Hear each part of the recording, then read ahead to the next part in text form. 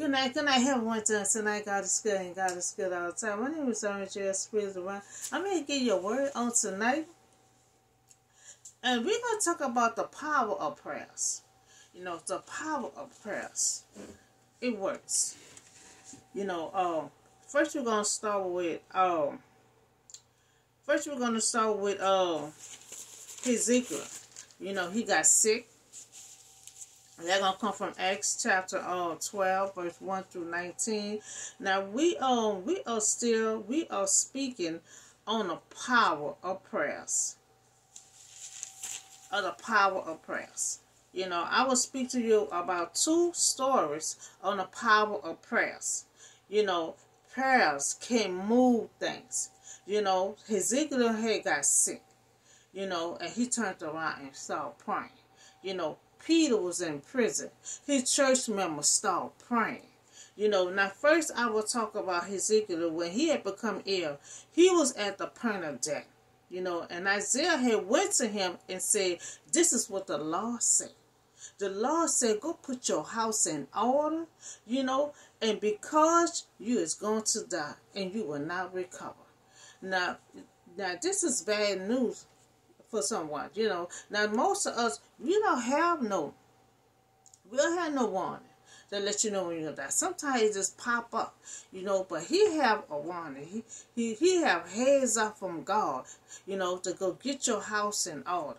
I know a lot of us, you know, can wish we can get our house in order, get this and that straight, but he have a chance to get all this here straight before his time, you know.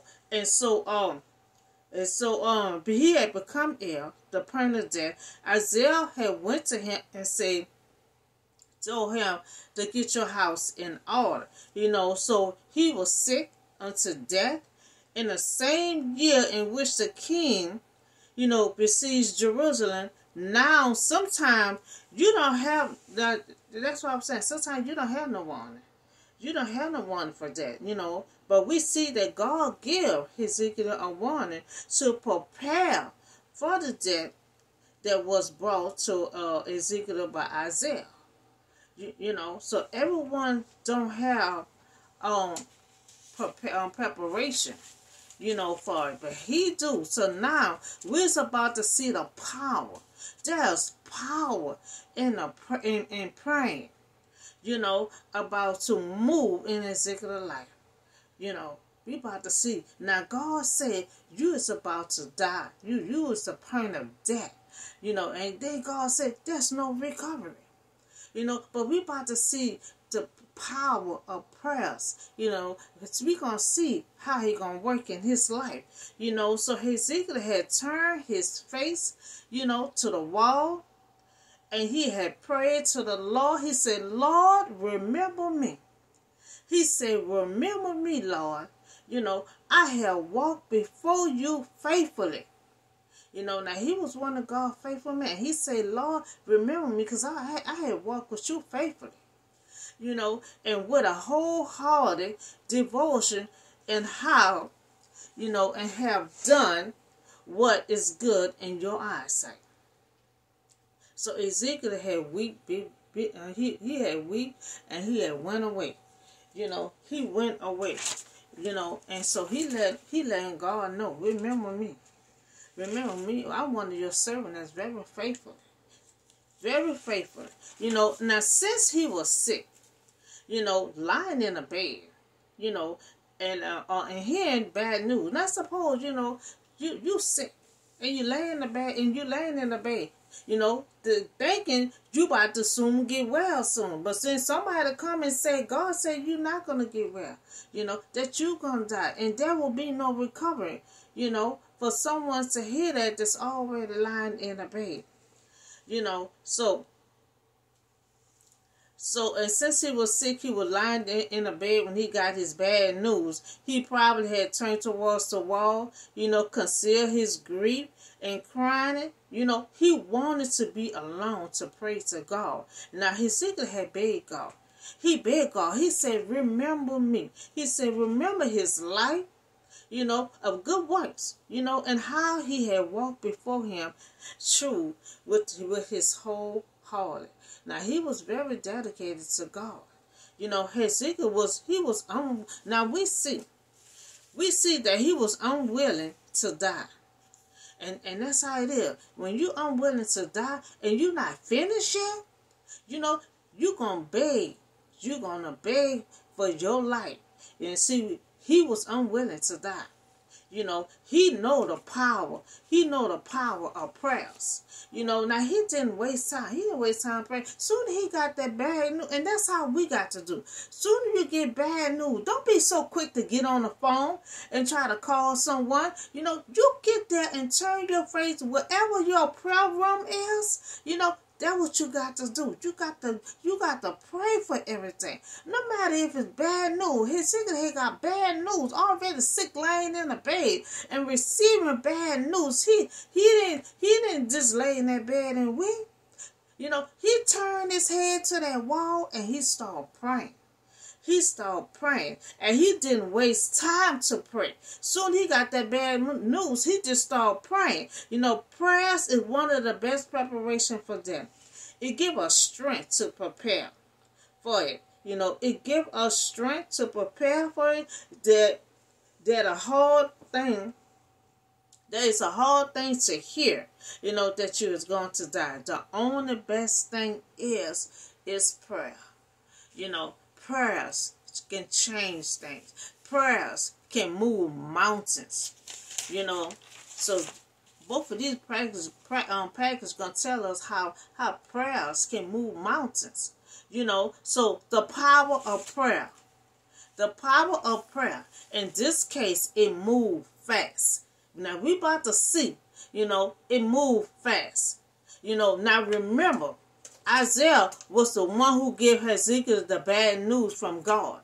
You know, but before, now listen this prayer had happened fast. Now before Isaiah had left the county court, the word of the law had came to him. Before he even got any farther, you know, God had called, look, I need you to come back. You know, so God had said, go back.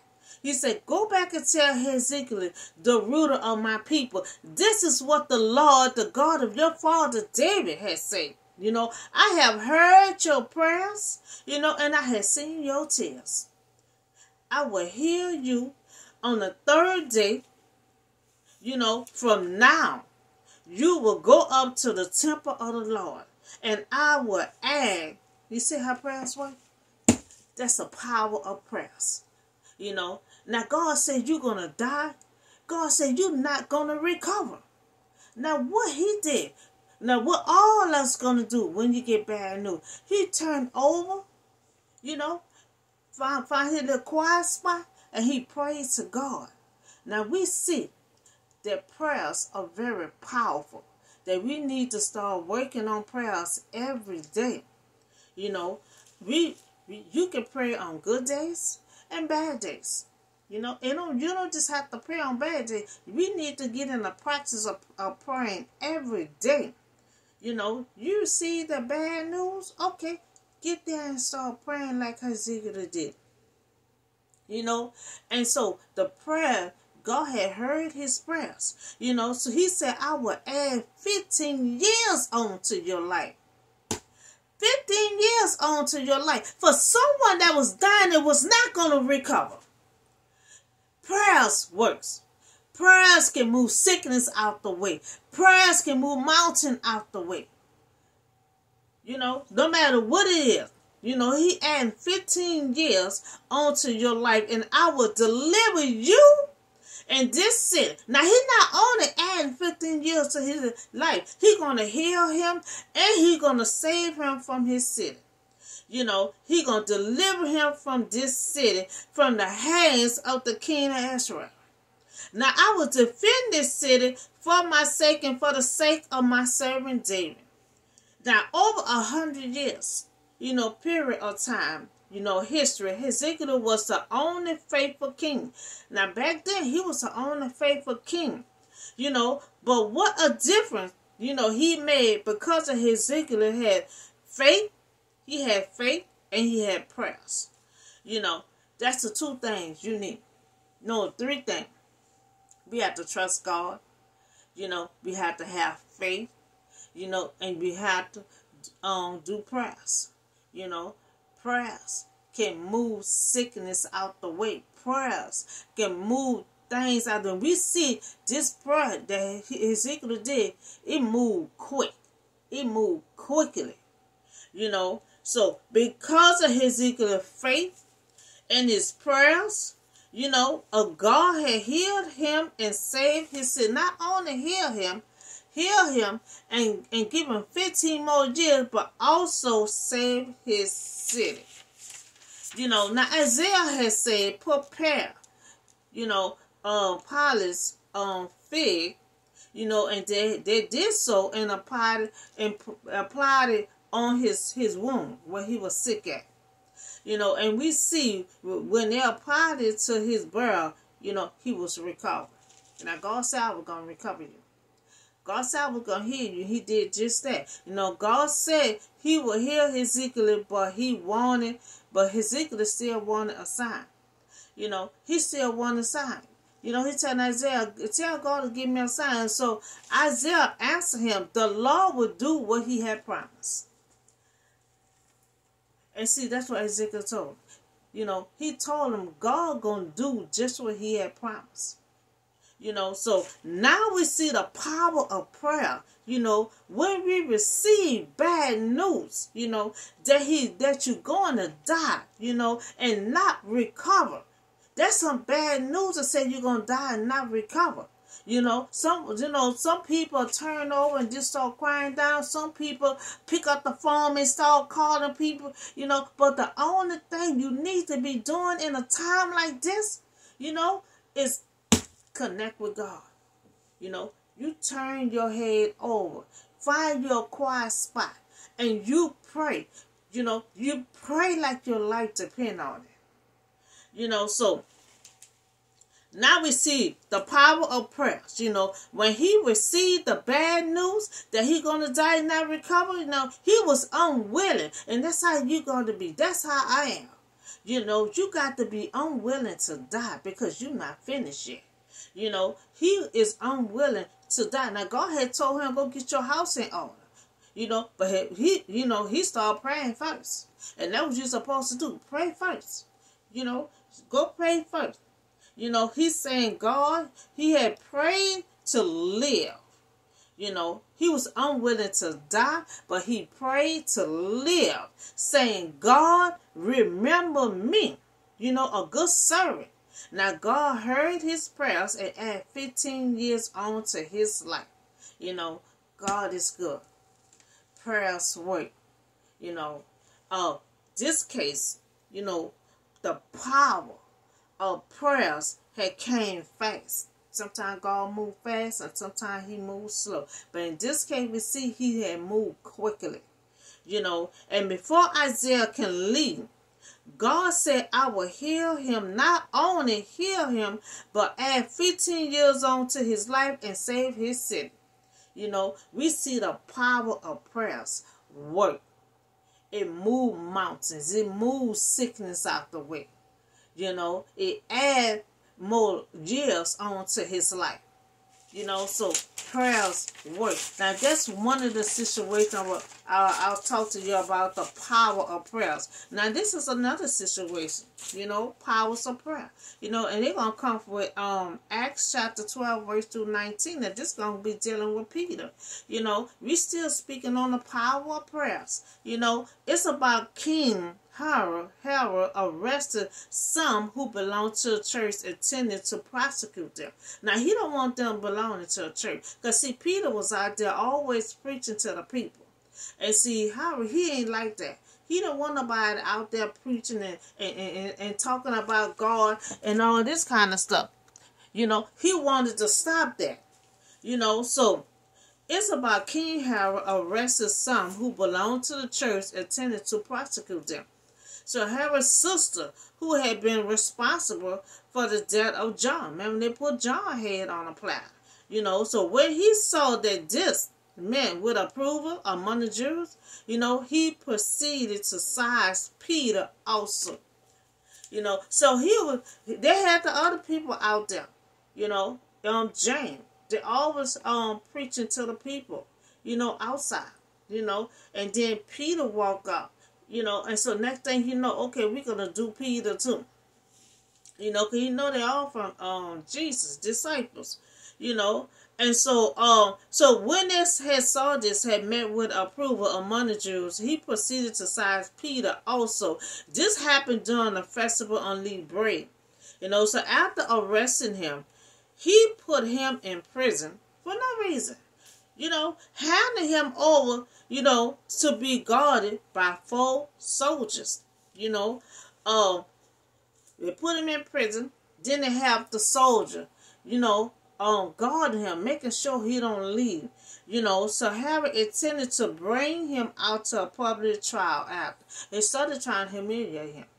They know that Jesus' disciples. Now he want to make a public trial. But we're gonna see if we're gonna be able to do that to Peter. Now Peter was kept in prison. But the church, the church that was out there, so the church left and went home, and they all prayed together. You see, they were having services outside, so when they took Peter, they all went to their house, and they started praying. So Herod imprisoned Peter, placing him under a guard of 4 soldiers each. Okay, you think they're going to work with God? You can have about 10, 20 soldiers by that gate. Herod intended to bring Peter out for the public trial after the Passover. So he wants to try to do the same thing, humiliate him like he did with John the Baptist. But while Peter was in prison, the church prayed very earnestly, for him.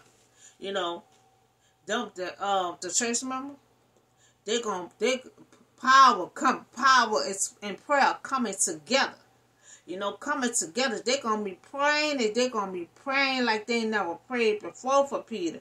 But while Peter was in prison, the church had prayed. They prayed for Peter.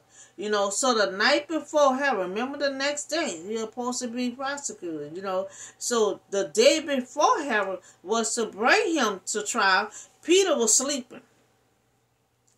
Peter was sleeping between the soldiers, bound with chains. Remember, he got chains on him, bound with 2 chains, and and the guard was here at the entry. Had a guard here, you had a guard there. You had 4 guards at each entrance. So now Peter is in prison because he belonged to a church, and so they wanted to prosecute James also, who was with Peter. So there are 4 guards around Peter, bound with chains, but the church members are praying for Peter. The power of prayer, and especially when you have the power of prayer coming together.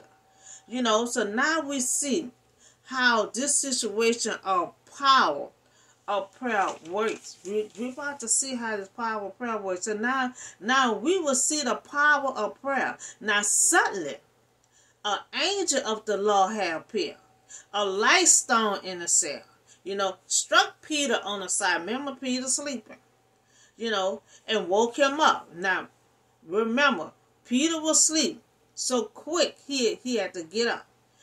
So as he was getting up, chains just start falling down by itself. Chains just start falling down by itself. So then the angel had told him, put your clothes on.